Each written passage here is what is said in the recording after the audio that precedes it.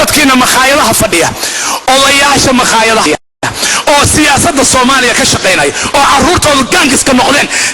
Shame on you, shame on you, shame on you, shame on you. sheekh baan ka maqlay habeen telefisyoonka lahaa shame on you.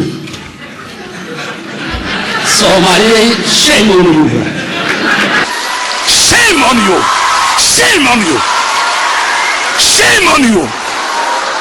يعني tuulada ugu yar ayaan deganaan jiray halkaas yaa boos leeyahay boos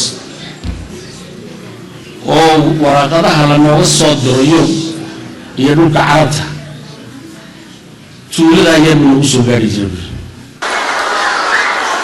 caruurtoodu gaangiska noqotay oo aan ogeyn iskuulkay dhigtaan aan garanayn oo af Soomaali inay xataa ku hadlaan aan garanayn oo Starbucks intuu fadhiyo wasiir hebel ma laga yeelay oranaya iyo xisbi hebel halkaas uu ka dhacay oranaya shame on you, shame on you. Soomaaliya shame on you.